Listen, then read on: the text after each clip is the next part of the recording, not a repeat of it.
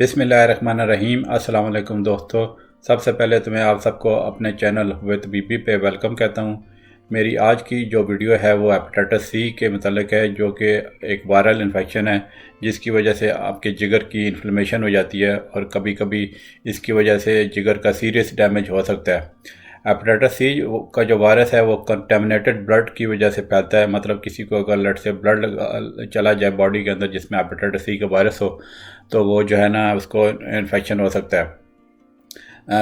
अभी तक मतलब कुछ कुछ अर्से पहले तक हेपेटाइटिस सी की जो ट्रीटमेंट है वो उसमें ये है कि उनको पेशेंट का वीकली इंजेक्शन लगते थे। उसके अलावा ओरल मेडिकेशन भी आती थी जिसकी वजह से मतलब यह है कि कुछ लोगों को बहुत प्रॉब्लम होती थी, मतलब उसके अनएक्सेप्टेबल साइड इफ़ेक्ट थे और इसके अलावा कुछ और हेल्थ प्रॉब्लम्स हो जाती थी।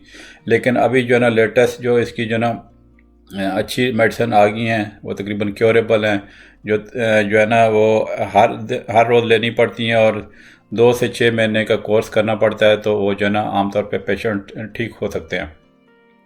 लेकिन यह है कि इसमें यह बात ध्यान में रखने की बात है कि अभी तक मतलब बहुत सारे लोग इसके हेपेटाइटिस सी का शिकार हैं जिनको पता ही नहीं चलता, और क्योंकि उनकी बहुत मामूली सी सिम्टम होती हैं। इसी वजह से वैसे अमेरिका में तो ये ना कि वो तकरीबन हर बंदे की जो 18 से 79 ईयर का है तो उसकी स्क्रीनिंग करते हैं, इवन उसको कुछ सिम्टम हो भी या ना हो, ताकि पता चल जाए कि हेपेटाइटिस सी का शिकार तो नहीं है। ठीक है, ख़ास तौर पे वो लोग इसका ज़्यादा शिकार हैं जो 1945 और 1965 के दरमियान पैदा हुए थे। ठीक है, क्योंकि उसमें जो है ना वो ब्लड ट्रांसमिशन थोड़ा उस टाइम पे वो ज़्यादा थी पहले ज़माने में, स्पेशली 1992 से पहले। ठीक है, तो अब इसमें इसकी मैं सिम्टम बता देता हूँ। इससे पहले मैंने वैसे इसके बारे में एक शॉर्ट वीडियो अपलोड की थी, उम्मीद है आपने देख ली होगी। अभी आज मैं इसके बारे में थोड़ी तफसील से बात करूँगा। तो अभी पहले मैं आपकी सिम्टम बताता हूँ। तो इसमें यह कि जब लॉन्ग टर्म में अगर इसका इन्फेक्शन होता है तो वो जो है इसको क्रॉनिक हेपेटाइटिस सी कहते हैं। इसका मतलब एक्यूट भी इन्फेक्शन हो सकता है जो चंद हफ्ते रहता है।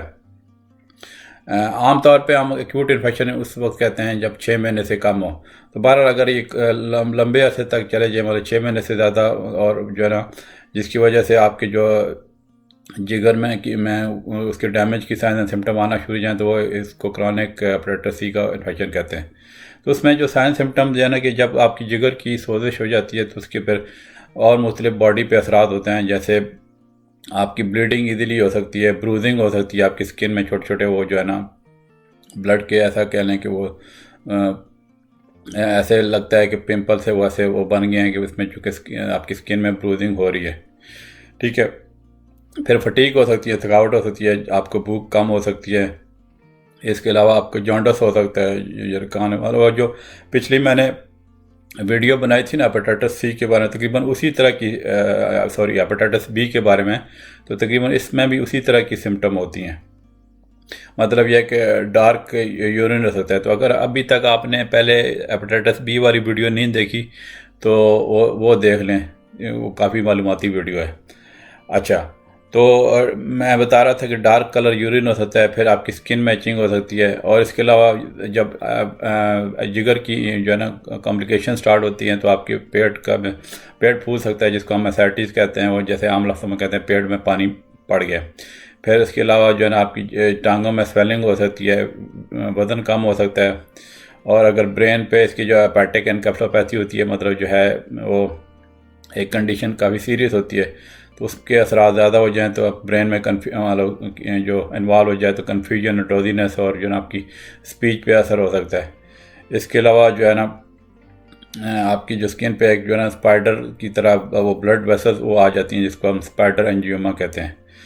और जैसा कि मैंने बोला कि जब भी हेपेटाइटिस सी एक्यूट फेज़ में वो स्टार्ट होता है और कभी कभी अनडायग्नोज चला जाता है क्योंकि उसकी सिम्टम ख़ास नहीं होती।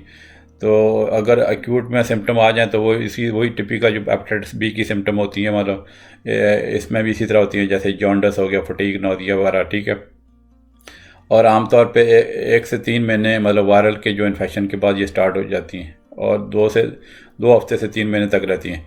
एक्यूट हेपेटाइटिस जो है ना आमतौर पे वो मतलब ये कि कुछ पेशेंट में क्रॉनिक नहीं होता, मतलब पेशेंट रिकवर कर जाते हैं खुद ही। और वो हम अपने वो मतलब सिस्टम से जो हेपेटाइटिस सी का वायरस वो जो है ना वो खुद ही वो इरेडिकेट हो जाता है, जिसको हम वायरल स्पॉन्टेनियस वायरस क्लियर कहते हैं, ठीक है। लेकिन यह है कि कुछ लोगों में फिर ये जो ना उनकी अगर इम्यूनिटी कम हो तो वायरस क्लियर नहीं होता, तो वो chronic infection chronic hepatitis C हो जाता है।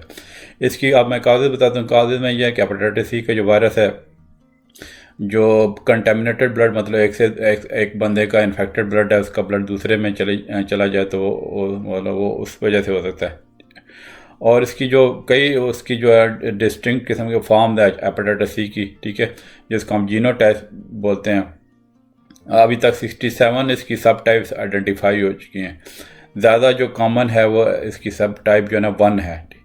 इसके अलावा जो है ना हेपेटाइटिस सी जो है वो चाहे जिस तरह के भी जीनोटाइप का एक ही तरह का उसका वो कोर्स होता है, लेकिन जो ट्रीटमेंट जो रिकमेंडेशन होती है मतलब उसकी सिम्टम साइंस जो है ना सब सारी जीनोटाइप्स की जो है ना एक ही तरह होती हैं, लेकिन उसकी ट्रीटमेंट जो है ना वो जब हम वायरल का जीनोटाइप आइडेंटिफाई करते हैं तो उसकी जो है ना उसके मुताबिक ट्रीटमेंट डिफरेंट हो सकती है।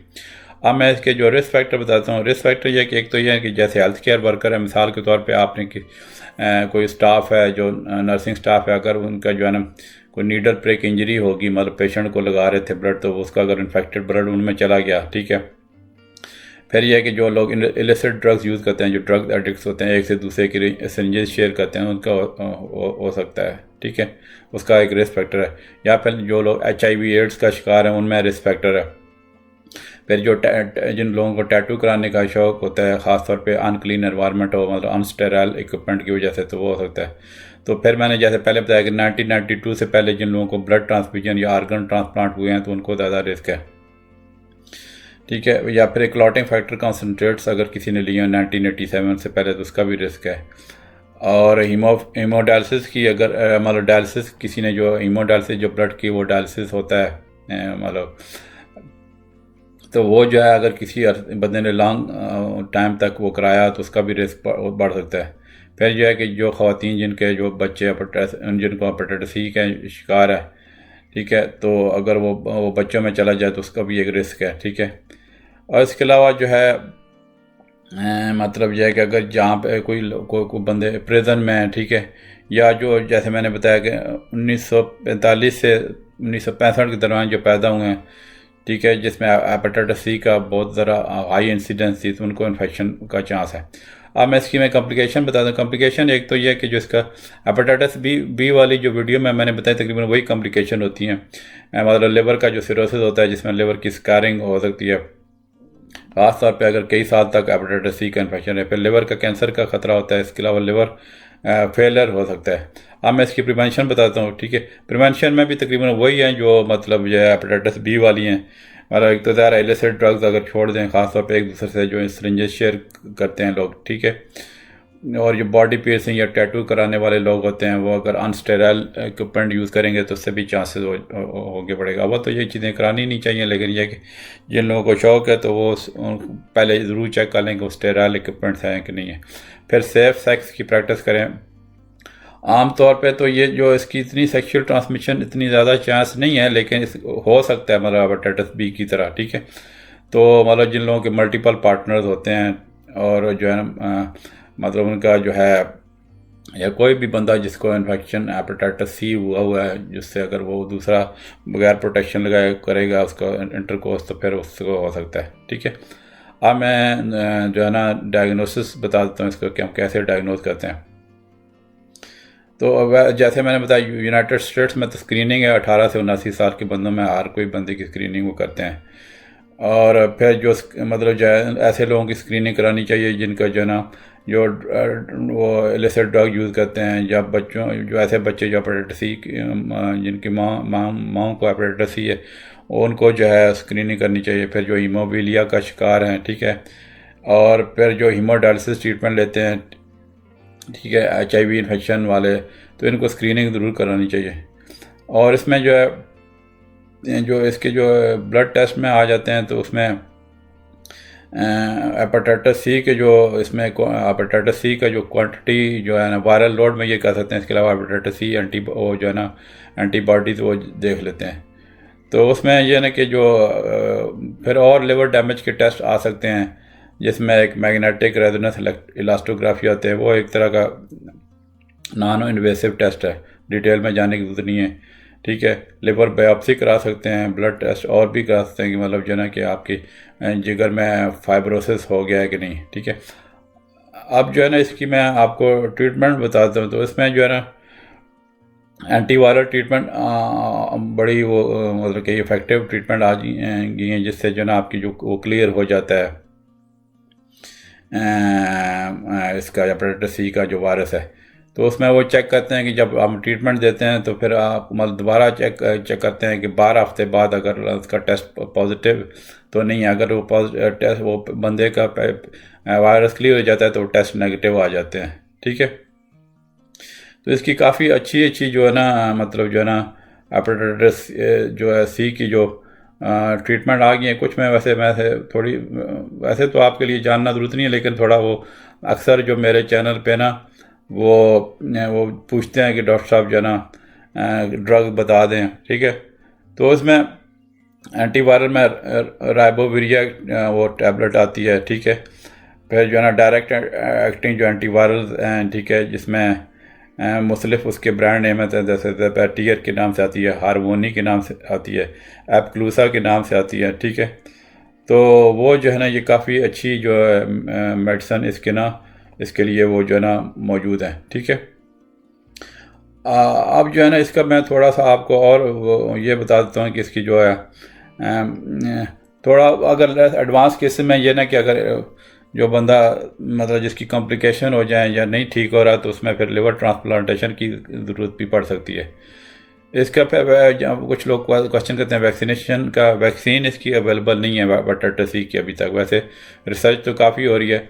ए और बी की तो जैसे मैंने पिछली वीडियो में बताया उसकी जो वैक्सीन अवेलेबल हैं, लेकिन इसकी अभी तक हेपेटाइटिस सी की वैक्सीन नहीं आई। फिर मैं लाइफस्टाइल एंड होम रेमेडीज़ में आपको बताता हूँ। एक तो इधर के जो लोग अल्कोहल ड्रिंक करते हैं वो ऐसे ना करें, क्योंकि जो अगर अल्कोहल ड्रिंक करेंगे तो वो लिवर का और वो ज़्यादा ख़तरा होता है उसको, मतलब जो है ना और ख़राबी का ख़तरा होता है, जिगर की खराबी का, ठीक है। ऑलरेडी अगर आपका वायरस है, ठीक है। फिर जो है ना कुछ मेडिकेशन ऐसी होती हैं जिसमें लिवर के साइड इफ़ेक्ट्स होते हैं, उनको अवॉइड करना चाहिए। और फिर प्रिवेंशन यूज़ करनी चाहिए, या अब एक दूसरे के टूथ ब्रश रेज़र वगैरह शेयर नहीं करना चाहिए। फिर जो है ना ब्लड की स्क्रीनिंग प्रॉपर होनी चाहिए कि मतलब ऐसे बंदे का ब्लड नहीं लगाना चाहिए कि जो मतलब जिसको ऑलरेडी हेपेटाइटिस सी है, ठीक है। तो ये थी जनाब। फिर मतलब फिर यह कि दायरा अगर हेपेटाइटिस सी का जो है पेशेंट है तो उसके अगर आप वो आपका रिलेशनशिप है, सेक्सुअल रिलेशनशिप है, तो वो जो है दायरा अवॉइड करना पड़ेगा, क्योंकि अगर उसमें उसके दौरान कोई भी थोड़ा बहुत ब्लड का एक्सचेंज हो जाए तो वो हेपेटाइटिस सी का रिस्क बढ़ जाता है। तो ये थी जनाब अब जो ना एक तरह की प्रिवेंशन जो और life style and home remedies मैंने बता दी। तो अभी इसके बारे में आपके जहन में कोई क्वेश्चन है हेपेटाइटिस सी के बारे में तो आप कमेंट में पूछ सकते हैं मुझसे। अगर कोई चीज़ समझ ना आई तो आप पूछ सकते हैं। तो ये थी मेरी वीडियो हेपेटाइटिस सी के बारे में। उम्मीद है आपको मालूमाती वीडियो लगी होगी।